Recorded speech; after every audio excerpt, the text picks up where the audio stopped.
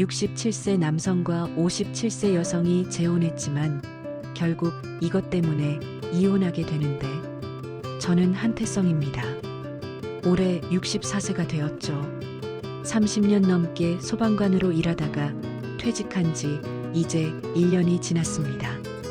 화재 현장에서 사람들을 구하던 그 시절이 그립긴 하지만 이제는 집에서 혼자 시간을 보내고 있어요. 아내가 세상을 떠난 지 벌써 2년이 지났습니다. 처음엔 괜찮을 줄 알았는데 시간이 갈수록 집이 더 조용해지는 것 같아요. 아침에 눈을 뜨면 옆자리에 아무도 없고 베개 하나만 덩그러니 놓여 있죠. 습관적으로 옆을 돌아보지만 차가운 이불만 만져집니다. 아침밥을 먹을 때도 혼자예요.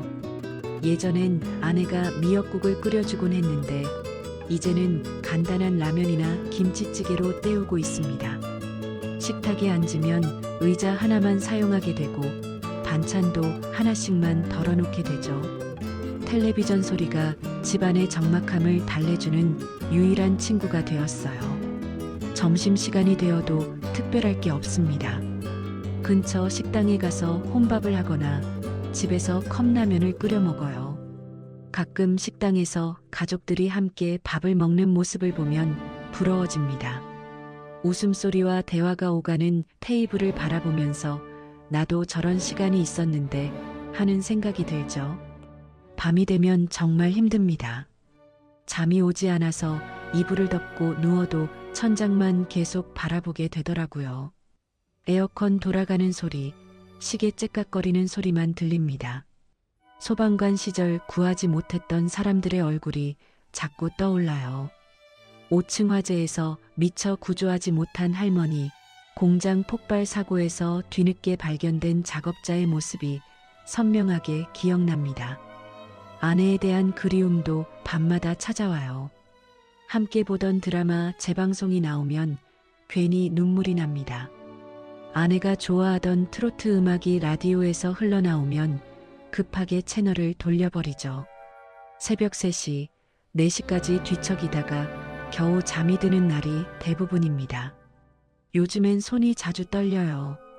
아침에 커피잔을 들 때 미세하게 흔들리고 신문을 펼칠 때도 종이가 바스락거립니다.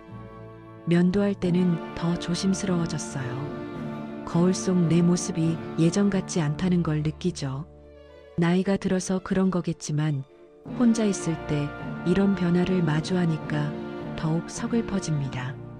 같은 동네에 살고 있는 장미라 씨도 비슷한 상황이었습니다.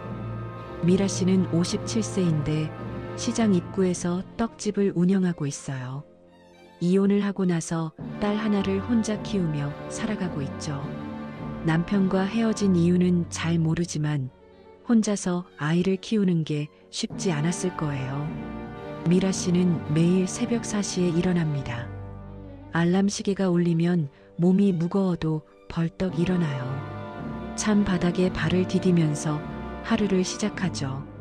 세수를 하고 간단히 옷을 갈아입은 뒤 떡집으로 향합니다.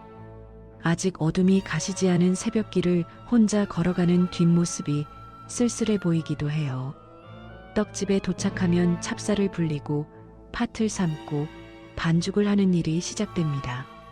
손목이 아프고 어깨가 결려도 쉴 수 없어요. 찜기에서 하얀 김이 올라오면 떡이 익었다는 신호죠.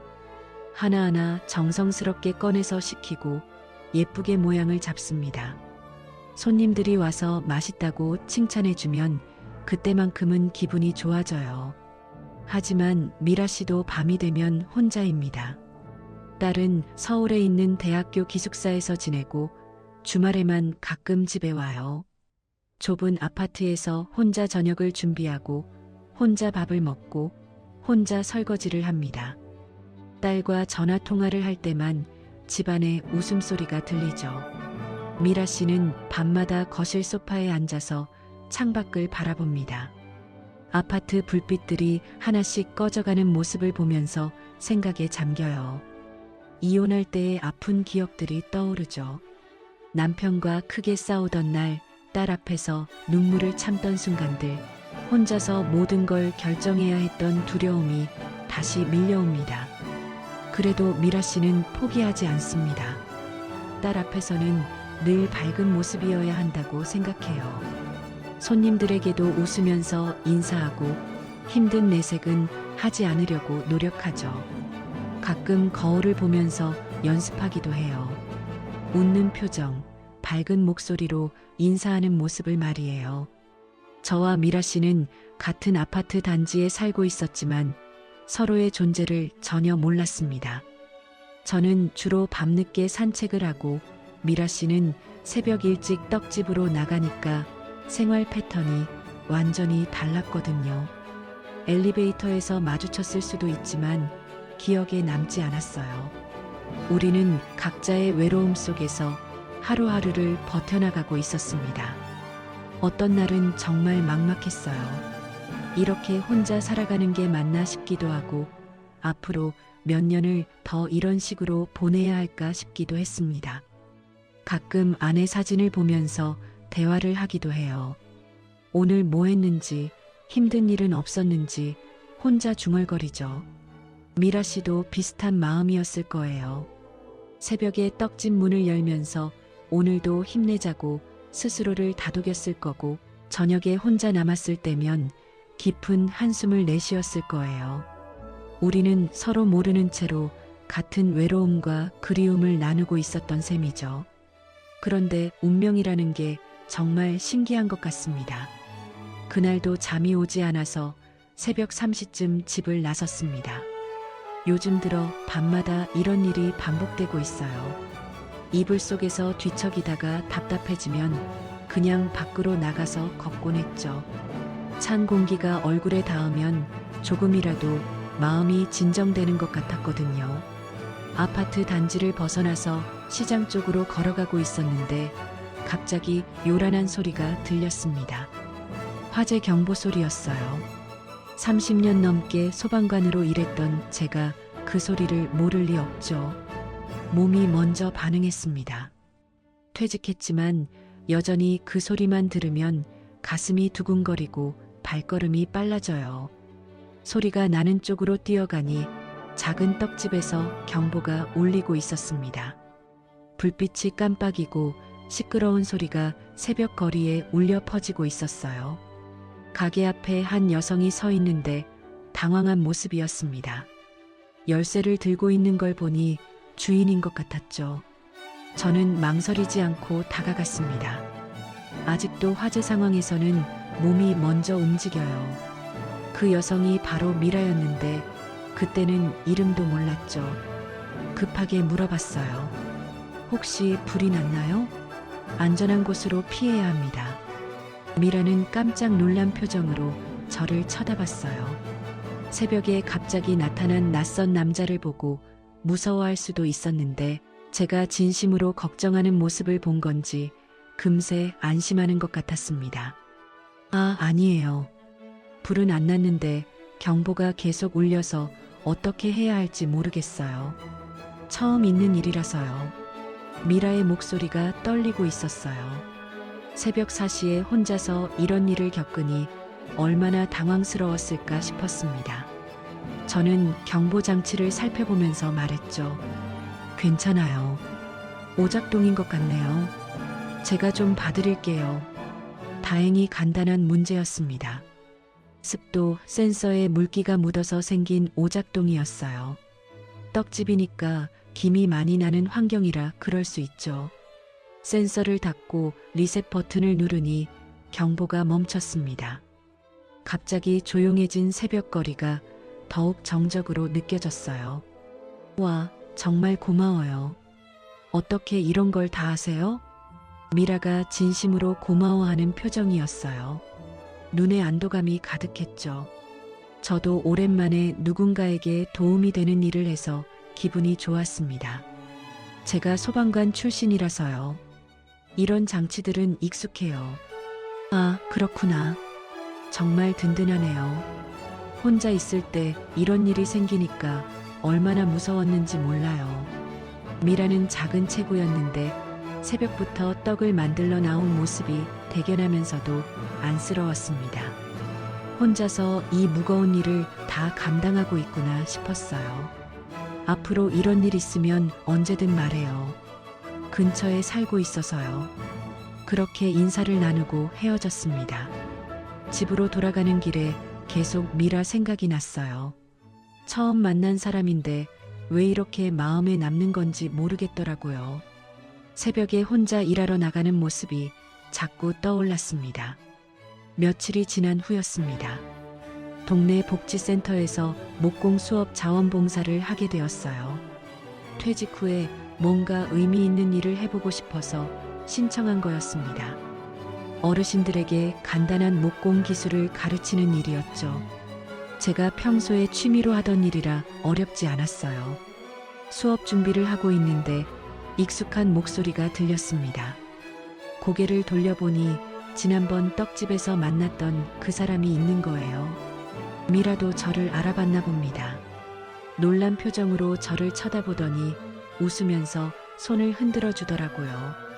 어머, 그때 도움 주신 분이시네요. 여기서 보니까 신기하네요. 미라는 목공 수업 수강생 중 한 명이었습니다. 떡집 일만 하다가 새로운 취미를 배워보고 싶어서 신청했다고 하더라고요. 손재주가 좋아서 다른 사람들보다 금세 요령을 터득했어요.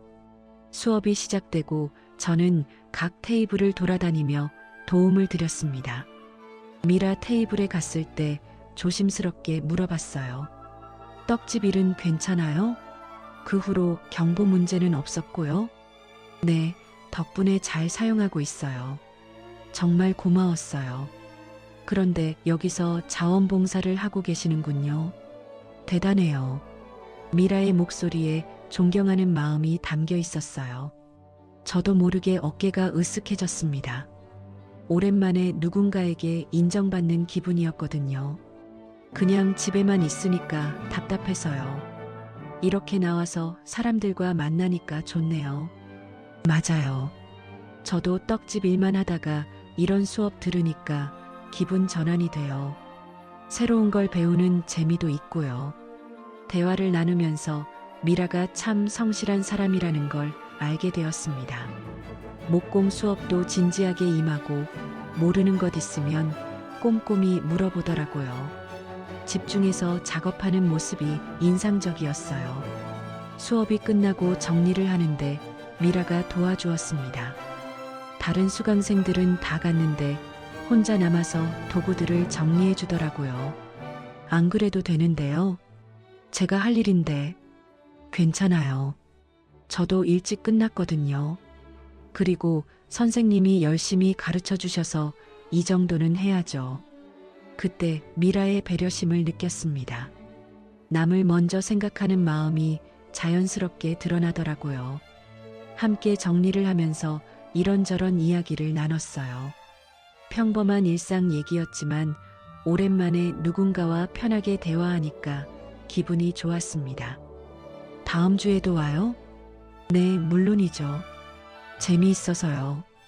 선생님도 계속 오시는 거죠? 그럼요. 여기 오면 보람도 느끼고 좋아요. 그렇게 두 번째 만남이 끝났습니다. 집으로 돌아가는 길에 또 미라 생각이 났어요.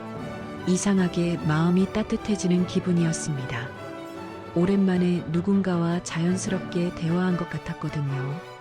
같은 동네에 이런 사람이 살고 있었구나 싶으면서 다음 주가 기대되기 시작했죠. 목공 수업이 계속되면서 미라와 자연스럽게 대화를 나누는 일이 많아졌습니다. 처음엔 수업에 관한 이야기만 했는데 점점 일상적인 얘기들을 하게 되더라고요. 미라가 떡집에서 있었던 재미있는 손님 이야기를 해주거나 제가 소방관 시절 경험담을 들려주기도 했어요. 어느 날 수업이 끝나고 미라가 조심스럽게 말했습니다. 혹시 시간 되면 근처 카페에서 차 한잔 할까요? 오늘 수업이 일찍 끝나서요.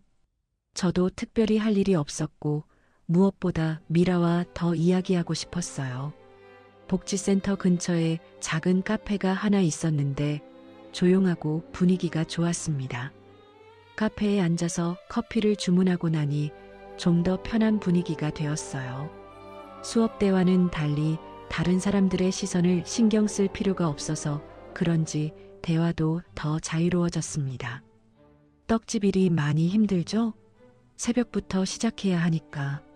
처음엔 힘들었는데 이제는 익숙해졌어요. 오히려 새벽 시간이 조용해서 좋아요. 생각할 시간도 있고요. 미라가 커피잔을 두 손으로 감싸며 말했어요. 작은 손이 따뜻해 보이더라고요. 혼자 하시는 게 쉽지 않을 텐데요. 가족들은 어떻게 생각하나요? 딸이 하나 있는데 대학생이에요. 처음엔 걱정했지만 이제는 응원해줘요. 엄마가 열심히 사는 모습을 보여주고 싶거든요. 미라의 눈에 딸에 대한 사랑이 가득했어요. 혼자서 아이를 키우면서 얼마나 많은 어려움이 있었을까 싶었습니다. 저도 제 이야기를 했어요. 저도 자식들이 있는데 다들 바빠서 자주 못 봐요. 아내 없이 지내는 게 생각보다 외로워요. 많이 그리우시겠어요. 오래 함께 사셨으니까요. 미라가 조심스럽게 말했어요. 상처를 건드리지 않으려고 신경 쓰는 게 느껴졌습니다. 그런 배려가 고마웠어요. 그래도 이렇게 새로운 사람들을 만나니까 좋네요. 목공 수업도 재미있고요. 저도요. 떡집 일만 하다가 다른 일을 배우니까 신선해요. 그리고 좋은 사람들도 만나고요. 미라가 미소를 지으며 저를 쳐다봤어요.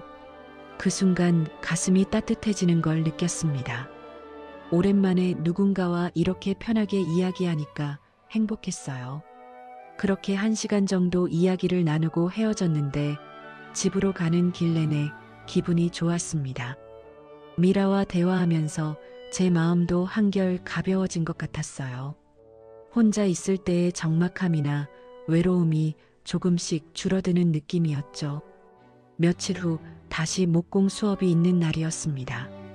평소처럼 준비를 하고 있는데 복지센터 실장인 박정인이 들어왔어요. 정인이는 이 센터를 총괄하는 사람으로 가끔 수업에 참관하곤 했습니다. 태성 씨, 오늘도 수고 많으세요. 정인이가 반갑게 인사했어요. 사실 정인이와 저는 예전부터 알고 지낸 사이였습니다.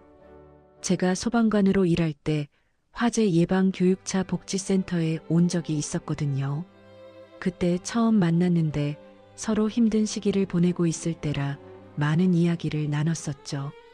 정인이는 당시 이혼 문제로 고생하고 있었고 저는 직장에서 스트레스가 많았을 때였어요. 술 한잔하면서 서로의 고민을 털어놓곤 했습니다. 그런 인연으로 지금도 가끔 연락하며 지내고 있었어요. 정인 씨도 안녕하세요. 오늘은 무슨 일로 오셨어요? 수업 진행 상황 좀 보려고요. 어르신들이 많이 좋아하신다고 들었어요. 정인이가 수업장을 둘러보다가 미라를 발견했어요. 그러더니 반갑다는 듯이 다가갔습니다. 어머, 미라시네요. 여기서 수업을 받고 계셨구나. 미라도 정인이를 알고 있는 것 같았어요. 놀란 표정으로 일어나서 인사했습니다. 정인 실장님, 안녕하세요. 여기서 뵈니까 반가워요. 상권 모임에서 자주 봤는데 목공 수업까지 받고 계시네요. 열심히 하시는구나. 정인이와 미라는 지역 상권 모임에서 알게 된 사이라고 했어요. 떡집도 시장 상인 모임에 참여하고 있었고 복지센터도 지역 상권과 연계 사업을 하다 보니 자연스럽게 알게 되었다는 거였죠. 그런데 정인이의 표정이 묘했어요. 저와 미라가 서로 아는 사이라는 걸 눈치챈 것 같더라고요. 태성 씨가 가르치는 수업이었구나. 두 분이 이미 아는 사이였나요? 아니에요. 여기서 처음 만났어요. 미라가 대답했는데 정인이의 미소가 미묘하게 변했어요. 뭔가 의미 있는 표정이었달까요? 그렇구나. 좋은 선생님을 만나셨네요. 태성 씨는 정말 실력 있고 성실한 분이에요. 정인이가 저를 칭찬하는데 왠지 어색했습니다. 평소 정인이의 말투와는 조금 달랐어요. 뭔가 탐색하는 느낌이었달까요? 수업이 진행되는 동안 정인이는 계속 저희를 지켜봤어요. 제가 미라를 가르칠 때 특히 관심 있게 보더라고요. 미라도 눈치를 챈 건지 평소보다 조심스러워 보였습니다. 미라 씨, 손재주가 정말 좋으시네요. 금방 배우시는구나. 정인이가 미라에게 말했어요. 칭찬하는 말이었지만 어투가 평소와 달랐습니다. 감사해요. 선생님이 잘 가르쳐 주셔서요. 태성 씨는 가르치는 솜씨가 있어요. 예전부터 그랬는데 여전하시네요. 정인이가 저를 보며 말했는데 그 눈빛이 예전과 달랐어요. 뭔가 경계하는 듯한 느낌이었습니다. 수업이 끝나고 정리를 할 때도 정인이는 계속 있었어요. 평소 같으면 일찍 자리를 뜨는데 그날은 달랐죠. 태성 씨, 잠깐 얘기 좀 할까요? 정인이가 저를 따로 불렀어요. 미라는 먼저 집에 간다고 인사하고 나갔습니다. 그때 정인이의 표정을 보니 뭔가 말하고 싶은 게 있는 것 같았어요. 요즘 어떻게 지내세요? 혼자 계시니까 외롭죠? 그럭저럭 지내고 있어요. 이렇게 봉사활동도 하고 있으니까요. 미라 씨하고는 언제부터 알고 지냈어요? 정인이가 직접적으로 물어봤어요. 그 질문에 뭔가 다른 의도가 담겨 있는 것 같았습니다. 얼마 전에 우연히 만났어요. 화재 경보 오작동 때문에요. 아, 그렇구나. 미라 씨도 혼자 사시니까 조심하셔야 할 텐데요. 정인이의 말에 묘한 뉘앙스가 있었어요. 경고하는 건지 아니면 다른 의미인지 알 수 없었습니다. 그날 이후로 정인이의 시선이 자꾸 신경 쓰였어요. 목공 수업에서 만난 지 한 달 정도가 지났을 때였습니다. 미라와 저는 자연스럽게 수업 후에 차를 마시거나 간단한 이야기를 나누는 사이가 되었어요. 그런데 어느 날 미라가 조심스럽게 제안을 했습니다. 혹시 시간 되시면 새벽에 떡집 일 좀 도와주실 수 있을까요? 요즘 주문이 많아져서 혼자 하기가 벅차거든요. 저는 망설이지 않고 대답했어요. 집에서 혼자 시간을 보내는 것보다 누군가와 함께 일하는 게 훨씬 좋겠다는 생각이 들었거든요. 물론이죠. 어차피 새벽에 잠도 안 오는데 좋은 일이네요. 다음 날부터 새벽 4시에 떡집으로 나가기 시작했습니다. 처음엔 어색했는데 며칠 지나니까 익숙해졌어요. 미라가 찹쌀을 불리고 반죽을 할 때 저는 찜기를 준비하고 불을 지폈습니다. 소방관 시절에 화재 안전에 대해 잘 알고 있어서 가스레인지 관리도 꼼꼼히 해주었죠. 정말 큰 도움이 돼요. 혼자 할 때는 이것저것 신경 쓸 게 너무 많았거든요. 미라가 고마워하는 모습을 보니 뿌듯했습니다. 오랜만에 누군가에게 필요한 사람이 된 기분이었어요. 손이 떨리는 증상도 일할 때는 덜 나타나더라고요. 집중하다 보니 그런 것들을 잊게 되는 것 같았습니다. 떡이 쪄지는 동안 우리는 자연스럽게 대화를 나눴어요. 새벽 시간이라 조용하고 아늑한 분위기였죠. 미라가 커피를 끓여주면 함께 마시면서 이런저런 이야기를 했습니다. 딸이 어릴 때는 이 시간에도 깨서 보챘었는데 지금 생각해보니 그때가 더 좋았던 것 같아요. 자식들이 다 크고 나면 그런 생각이 들죠. 저도 애들이 어릴 때는 힘들다고만 생각했는데 지금은 그때가 그리워요. 서로의 추억을 나누면서 점점 가까워지는 걸 느꼈어요. 미라도 처음보다 훨씬 편해하는 것 같았습니다. 웃음소리도 많아지고 농담도 주고받게 되었죠. 일주일이 지나자 우리는 완전히 호흡이 맞았어요.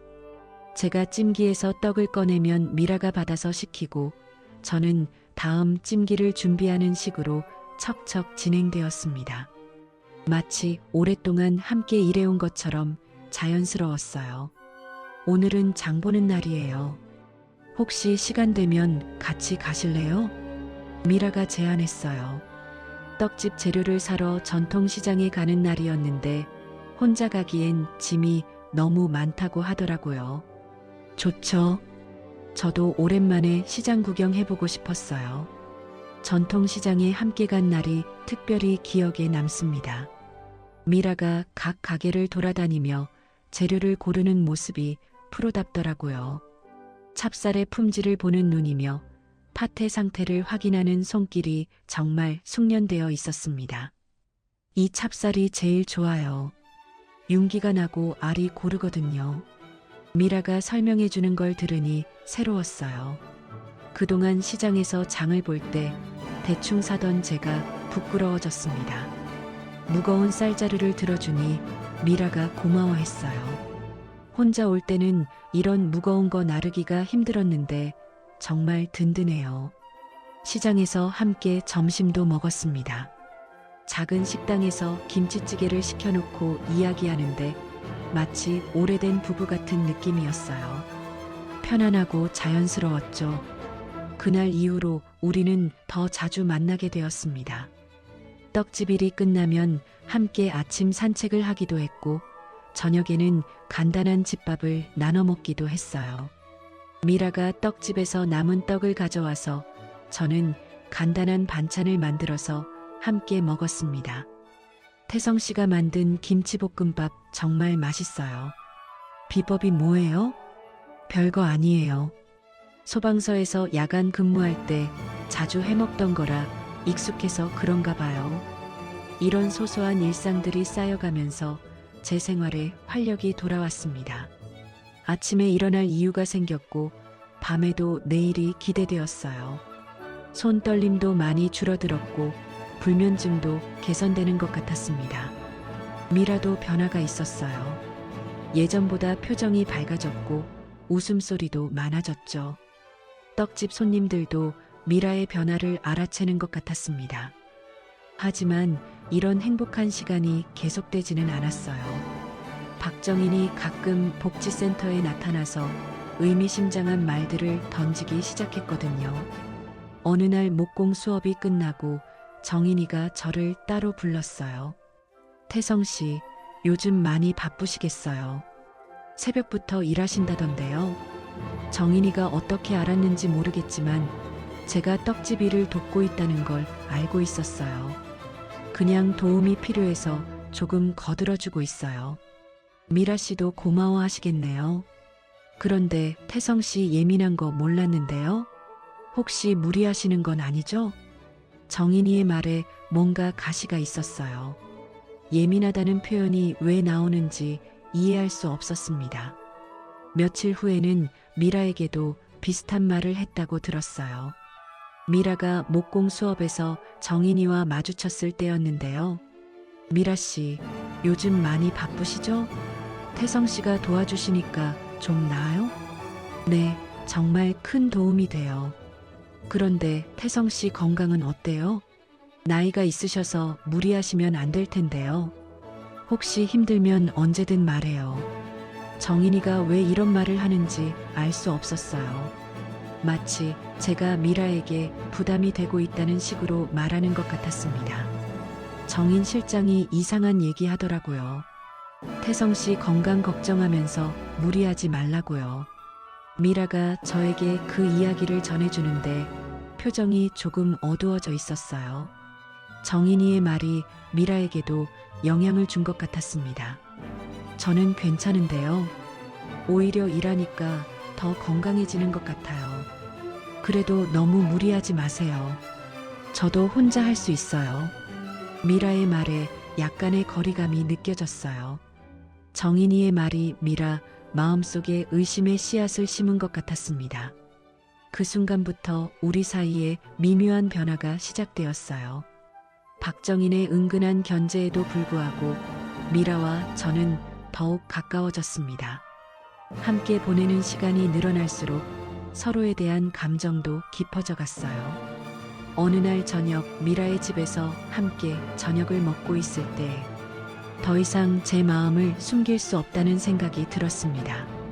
미라 씨, 솔직히 말씀드리고 싶은 게 있어요. 미라가 고개를 들어 저를 쳐다봤어요. 진지한 제 표정을 보더니 젓가락을 내려놓았습니다.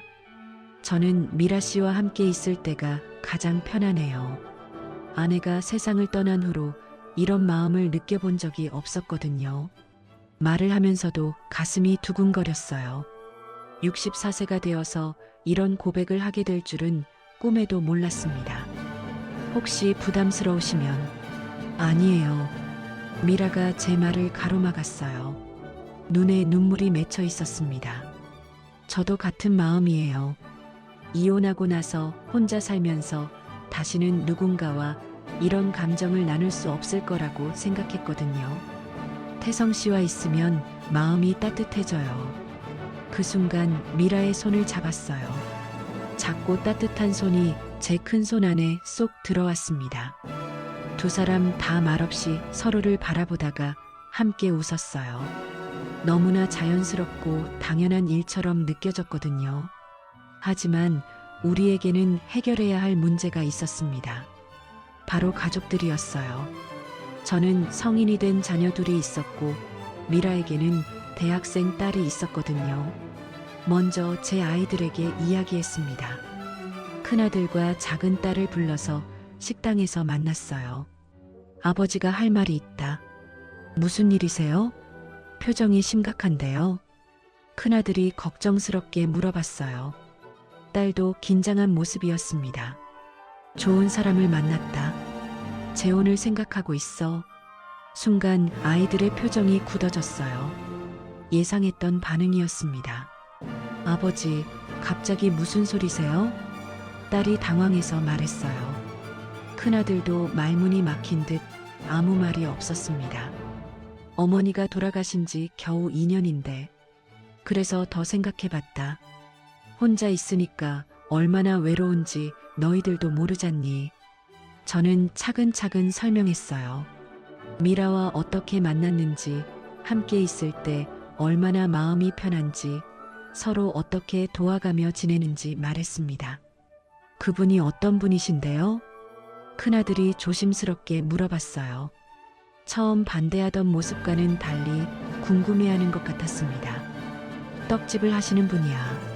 나이는 7살 아래고 혼자서 딸을 키우며 사셨어. 정말 성실하고 따뜻한 사람이다. 아이들의 표정이 조금씩 누그러지는 게 보였어요.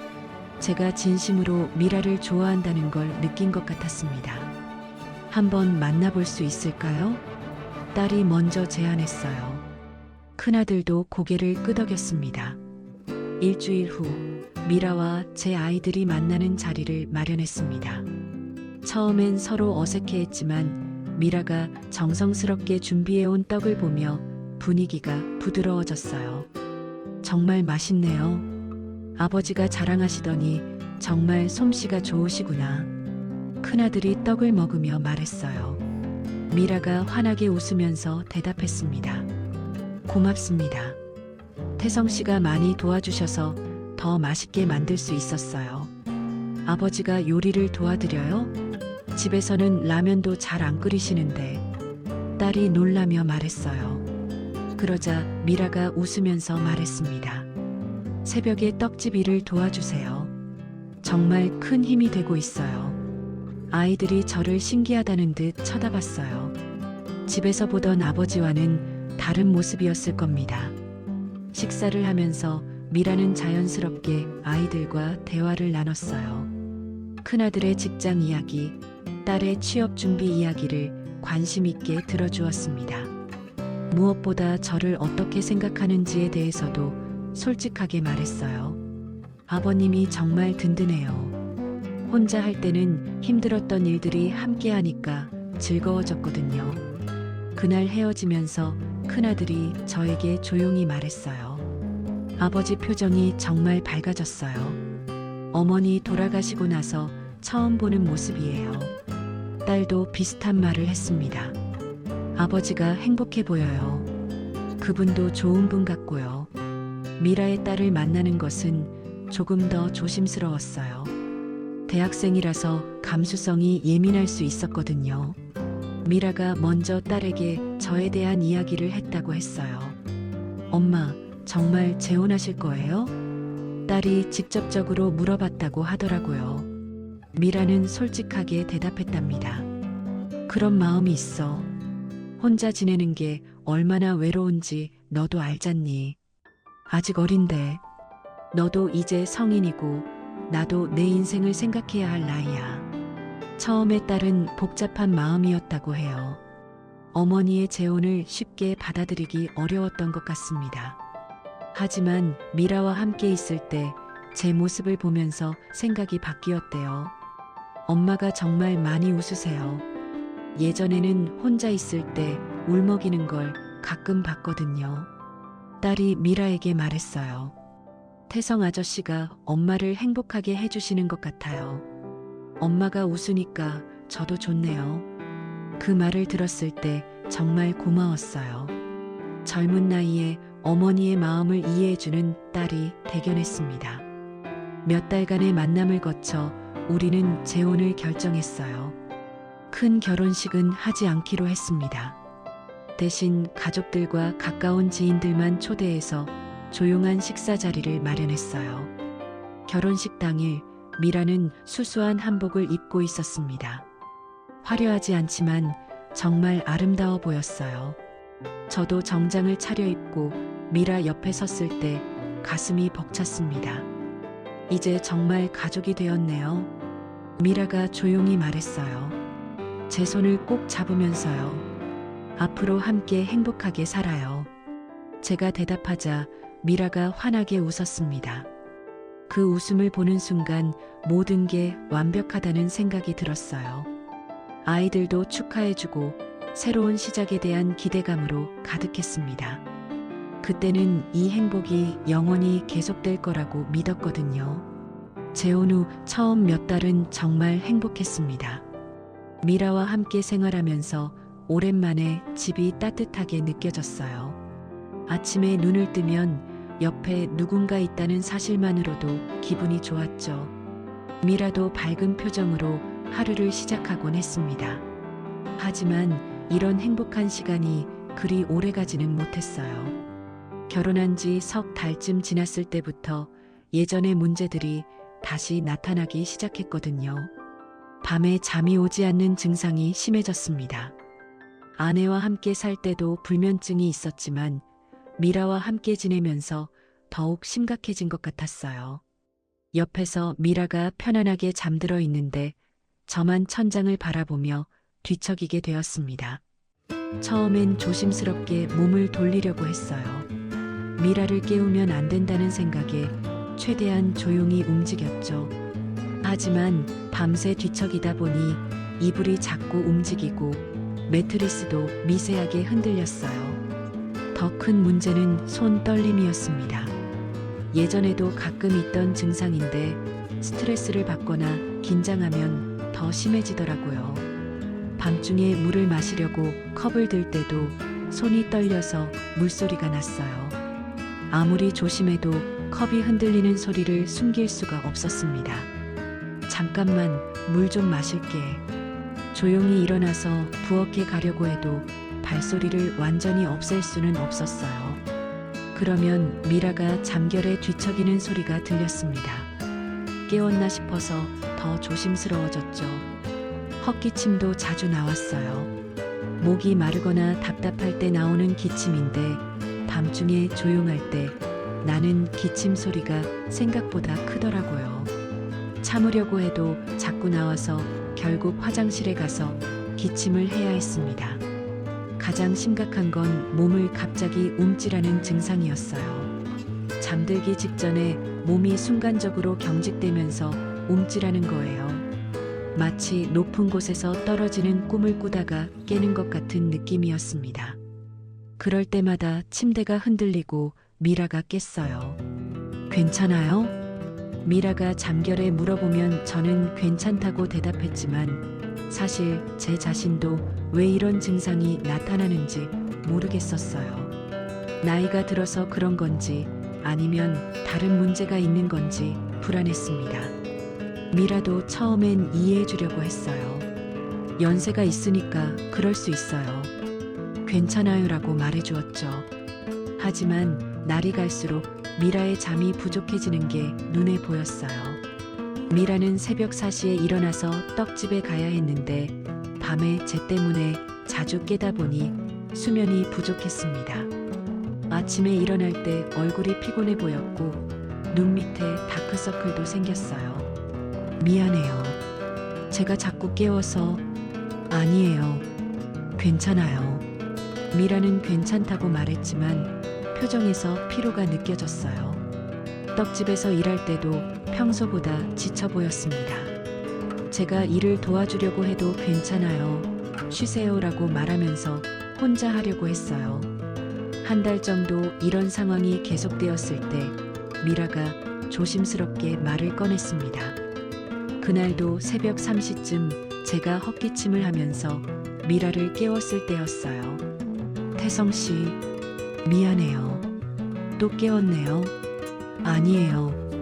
그런데 혹시 병원에 가보시는 게 어떨까요? 미라의 목소리가 조심스러웠어요. 제가 상처받을까봐 걱정하는 마음이 느껴졌죠. 병원요? 네. 불면증이나 손 떨림 같은 건 치료할 수 있을 것 같은데요. 전문의한테 한번 보시면. 그 순간 머리가 뜨거워졌어요. 미라가 저를 환자 취급한다는 생각이 들었거든요. 64세가 되어서 아내에게 병원에 가라는 말을 듣는다는 게 자존심이 상했습니다. 저는 아픈 게 아니에요. 제 목소리가 생각보다 날카롭게 나왔어요. 미라가 놀란 표정을 지었습니다. 그냥 나이가 들어서 그런 거겠죠. 누구한테나 있을 수 있는 일이에요. 하지만 너무 심한 것 같아서요. 혹시 스트레스나 다른 원인이 있을 수도. 스트레스라고요? 제가 버럭 말을 잘랐어요. 왜 그렇게 화가 났는지 모르겠지만 미라의 말이 제 자존심을 건드린 것 같았습니다. 저는 멀쩡해요. 단지 잠이 안 오는 것뿐이에요. 30년 넘게 소방관으로 일하면서 온갖 스트레스를 다 겪었는데 이 정도가 뭐가 문제라고 그래요? 미라의 얼굴이 굳어졌어요. 제가 예상보다 강하게 반응해서 당황한 것 같았습니다. 죄송해요. 그냥 걱정돼서 그런 거였어요. 걱정은 고맙지만 저를 아픈 사람 취급하지는 마세요. 그날 밤 우리는 등을 돌리고 잤어요. 침묵이 흘렀고 둘 다 잠들기 어려웠습니다. 저는 미라에게 화를 낸 것이 후회되었지만 먼저 사과하기도 어색했어요. 다음 날 아침 미라는 평소보다 일찍 떡집에 나갔습니다. 저도 따라가려고 했지만 미라가 말했어요. 오늘은 혼자 할게요. 태성 씨는 좀 쉬세요. 그 말에 더 기분이 나빠졌어요. 제가 도움이 안 된다는 뜻으로 들렸거든요. 아니면 제가 부담스럽다는 의미일 수도 있었고요. 그날부터 우리 사이에 미묘한 거리감이 생겼습니다. 미라는 제 건강을 걱정해서 한 말이었겠지만 저는 그 말이 제 노화를 지적하는 것처럼 느껴졌어요. 64세가 되어서 아내에게 병원에 가라는 말을 듣는다는 것이 자존심의 상처가 되었습니다. 미라도 저의 반응을 보고 조심스러워졌어요. 제가 예민하게 반응할까봐 건강에 관한 이야기는 더 이상 하지 않았습니다. 하지만 그 조심스러움 자체가 더욱 어색한 분위기를 만들었어요. 밤마다 반복되는 불면증과 떨림 증상은 계속되었고 미라의 수면 부족도 지속되었습니다. 우리는 서로를 사랑했지만 이 문제를 어떻게 해결해야 할지 모르겠었어요. 작은 균열이 시작된 거였죠. 불면증 문제로 생긴 갈등이 해결되지 않은 상황에서 다른 문제들도 하나씩 드러나기 시작했습니다. 결혼 전에는 몰랐던 생활 습관의 차이가 점점 부담스러워졌어요. 가장 큰 문제는 아침 시간이었습니다. 미라는 새벽 4시에 일어나서 떡집 준비를 해야 했는데 저는 조용한 아침을 원했거든요. 아내와 살 때는 아침에 조용히 커피 한 잔 마시며 신문을 보는 게 일과였는데 미라와 함께 살면서는 그런 여유를 찾기 어려웠어요. 미라가 새벽에 일어나면 세수하는 소리, 옷장에서 옷을 꺼내는 소리, 부엌에서 간단히 요기하는 소리가 모두 들렸습니다. 아무리 조용히 하려고 해도 완전히 소음을 없앨 수는 없었거든요. 미안해요. 깨웠나요? 미라가 조심스럽게 물어보면 저는 괜찮다고 대답했지만 사실 잠에서 깬 후로는 다시 잠들기가 어려웠어요. 그러면 하루 종일 컨디션이 좋지 않았죠. 미라가 떡집에 나간 후에도 문제였습니다. 저도 도와주러 가곤 했는데 떡집에서는 계속 소음이 났어요. 찜기에서 나는 김 소리, 반죽기 돌아가는 소리, 냉장고 문 여닫는 소리까지 모든 게 시끄럽게 느껴졌습니다. 찜기 소리가 좀 크네요. 제가 중얼거리면 미라가 민망해했어요. 원래 이래요. 떡을 쪄야 하니까 어쩔 수 없어요. 미라의 대답에 짜증이 났지만 참았습니다. 미라의 일이니까 이해해야 한다고 생각했거든요. 하지만 매일 반복되다 보니 스트레스가 쌓였어요. 음식 취향도 달랐습니다. 저는 담백한 음식을 좋아했는데 미라는 조금 짜고 매운 음식을 선호했어요. 미라가 해주는 음식이 제 입맛에 맞지 않을 때가 많았죠. 간이 좀 센 것 같은데요. 제가 원래 짜게 먹는 편이에요. 다음엔 덜 짜게 할게요. 미라가 맞춰주려고 노력했지만 그런 배려 자체가 부담스러웠어요. 서로 자연스럽지 못하고 억지로 맞춰가는 느낌이었거든요. 생활 리듬도 완전히 달랐습니다.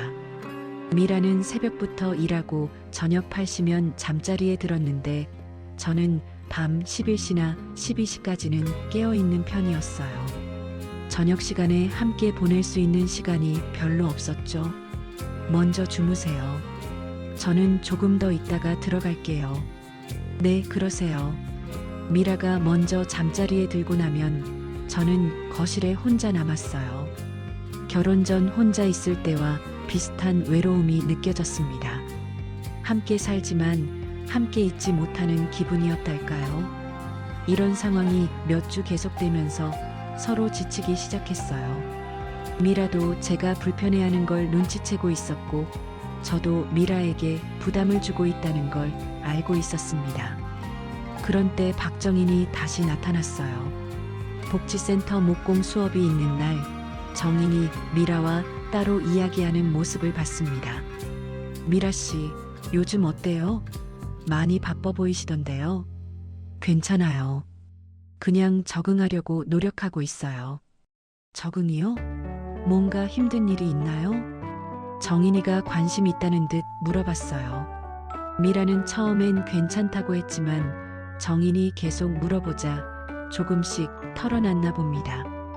사실 생활 패턴이 많이 달라서요. 서로 맞춰가려고 하는데 쉽지 않네요. 그럴 수밖에 없어요. 태성 씨, 생각보다 예민하더라고요. 예전에도 그런 면이 있었거든요. 정인이의 말에 미라가 놀란 표정을 지었어요. 예민하다고요? 네. 소방관 시절에도 신경질적인 면이 있었어요. 완벽주의 성향이 강해서 작은 것도 신경 쓰거든요. 미라 씨가 너무 맞춰주려고 하지 마세요. 그러다가 미라 씨만 힘들어져요. 정인이가 뭔가 조언하는 듯한 말을 했어요. 하지만 그 말이 미라 마음에 의심을 심은 것 같았습니다. 그날 저녁 미라가 평소보다 조심스러워하는 게 느껴졌어요. 며칠 후에는 정인이 저에게도 비슷한 말을 했습니다. 태성 씨, 요즘 많이 바쁘시죠? 떡집 일까지 도와주시고.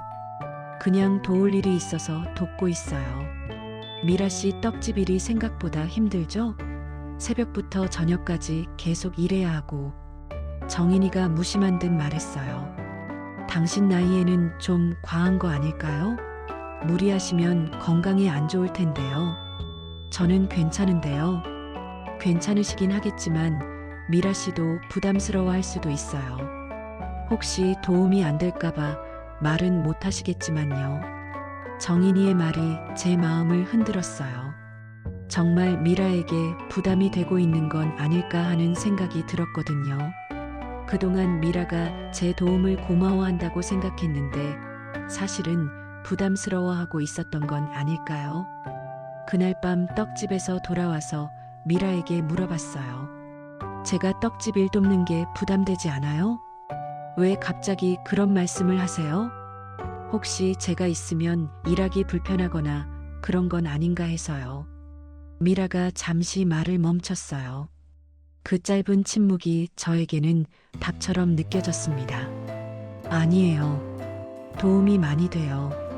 미라가 대답했지만 평소보다 확신이 없어 보였어요. 정인이의 말이 미라에게도 영향을 준 것 같았습니다.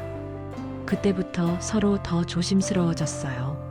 미라는 제가 예민하게 반응할까봐 걱정했고, 저는 미라에게 부담이 될까봐 눈치를 봤습니다. 자연스럽게 지내던 관계가 어색해지기 시작했어요. 아침에 미라가 일어날 때 제가 잠에서 깨면 괜찮다고 말하면서도 표정이 피곤해 보였고, 저는 떡집 일을 도와주면서도 혹시 방해가 되는 건 아닌지 계속 신경이 쓰였습니다. 정인이의 말들이 우리 관계에 독처럼 퍼져나갔어요. 선의로 하는 조언 같았지만 실제로는 우리 사이를 갈라놓는 역할을 했죠.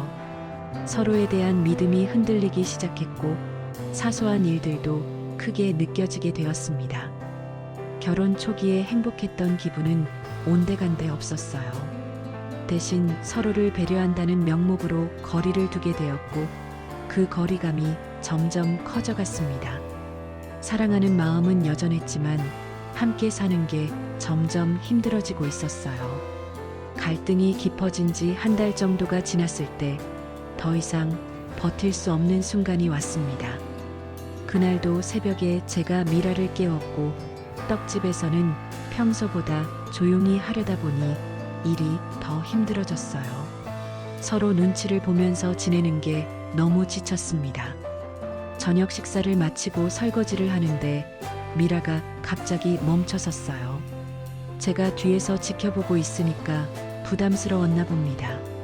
그때 미라가 천천히 돌아서며 말했어요. 태성 씨, 우리 좀 이야기할까요? 미라의 목소리가 평소와 달랐어요. 무겁고 진지한 어조였죠. 저도 이미 예감하고 있었습니다. 이런 날이 올 거라는 걸 말이에요. 거실 소파에 마주 앉았는데 한참 동안 아무도 말하지 못했어요. 미라는 손을 꼭 쥐고 있었고 저는 어떤 말을 해야 할지 몰랐습니다. 우리, 미라가 입을 열었다가 다시 멈췄어요. 말하기 어려운 얘기라는 걸 알고 있었거든요. 말해보세요. 제가 조용히 말하자 미라가 고개를 들었어요. 눈에 눈물이 맺혀 있었습니다. 우리 서로를 정말 좋아했잖아요. 처음 만났을 때부터 마음이 편했고 함께 있으면 행복했어요. 그랬죠. 하지만 이제는 힘든 게 더 많아요. 서로 맞춰주려고 노력하는데도 자꾸 어긋나고 눈치 보며 지내는 게 너무 힘들어요. 미라의 말이 가슴을 찔렀어요. 저도 같은 생각을 하고 있었거든요. 제가 태성 씨를 힘들게 하고 있는 것 같아요. 새벽에 일어날 때마다 깨우게 되고 떡집에서도 소음 때문에 불편하실 거고. 아니에요. 그건 미라 씨 잘못이 아니에요. 태성 씨도 저 때문에 스트레스 받고 계시잖아요. 손떨림이나 불면증도 더 심해진 것 같고요. 미라가 속마음을 털어놓는데 그동안 얼마나 고민했는지 알 수 있었어요. 우리가 서로 사랑하는 마음은 진짜였어요. 하지만 사랑만으로는 안 되는 게 있더라고요. 저는 아무 말도 할 수 없었어요. 미라의 말이 다 맞았거든요. 내가 당신한테 짐이 되었구려. 제가 겨우 말을 꺼냈을 때 미라가 고개를 저었어요. 짐이 아니에요. 다만 우리가 함께 살기에는 너무 다른 부분이 많았던 것 같아요. 정인 씨 말이 맞았나 봅니다. 제가 예민하고 까다로운 사람인가 봐요. 그런 게 아니에요. 저도 제 방식에만 익숙해져 있었어요. 서로 잘못이 아니에요. 미라가 제 손을 잡았어요. 따뜻한 손이었지만 이제 곧 놓아야 할 손이라는 생각에 슬펐습니다. 그럼 어떻게 할까요? 이혼하는 게 좋을 것 같아요. 서로를 위해서요. 미라의 말에 가슴이 무너지는 것 같았지만 동시에 안도감도 느껴졌어요. 더 이상 서로를 힘들게 하지 않아도 된다는 생각이 들었거든요. 미안해요, 미라 씨. 제가 더 노력했어야 했는데. 아니에요. 저도 마찬가지예요. 우리 둘 다 최선을 다했어요. 그날 밤 우리는 마지막으로 함께 시간을 보냈습니다. 서로를 원망하지 않았고 오히려 그동안의 좋은 기억들을 이야기했어요. 처음 만났던 날, 함께 시장에 갔던 날, 행복했던 순간들을 되짚어보며 작별 인사를 나눴습니다. 며칠 후 이혼 절차를 밟았어요. 복잡한 과정은 없었습니다. 서로 합의하에 조용히 마무리했죠. 미라는 다시 원래 살던 아파트로 돌아갔고 저는 혼자 남게 되었습니다. 처음 며칠은 정말 힘들었어요. 다시 혼자가 된다는 현실이 받아들여지지 않았습니다. 하지만 시간이 지나면서 조금씩 받아들이게 되었어요. 한 달 정도 지났을 때 박정인이 연락을 했습니다. 태성 씨, 안전교육 봉사 하나 제안하고 싶은 게 있어요. 정인의 제안은 복지센터에서 지역 주민들을 대상으로 화재 예방과 안전교육을 하는 거였어요.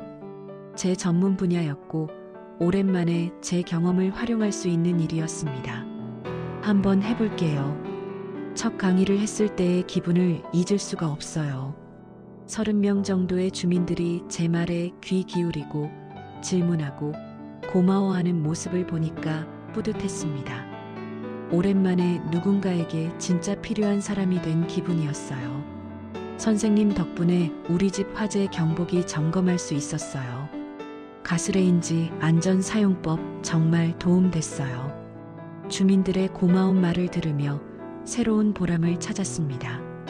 결혼 생활에서는 실패했지만 이렇게 다른 방식으로 사람들에게 도움을 줄 수 있다는 걸 깨달았어요. 미라도 변화가 있었다고 들었습니다.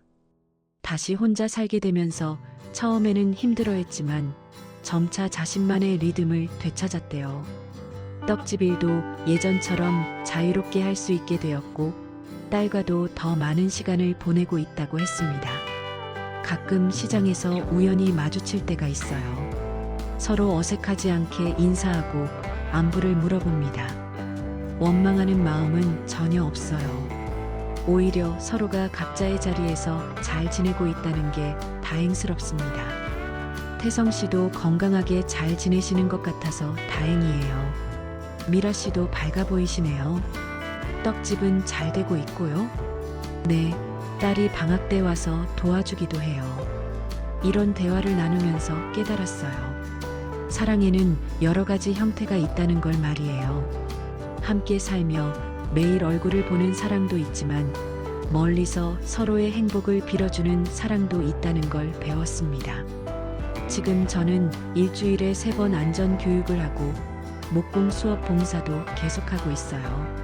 손떨림이나 불면증도 많이 좋아졌습니다. 스트레스가 줄어서 그런 것 같아요. 미라와의 결혼 생활은 실패했지만 그 경험을 통해 많은 걸 배웠어요. 사랑만으로는 모든 문제를 해결할 수 없다는 것, 때로는 사랑하는 사람을 놓아주는 것도 사랑이라는 것을 깨달았습니다. 그리고 혼자서도 충분히 의미 있는 삶을 살 수 있다는 자신감을 얻었어요. 이제는 후회하지 않습니다.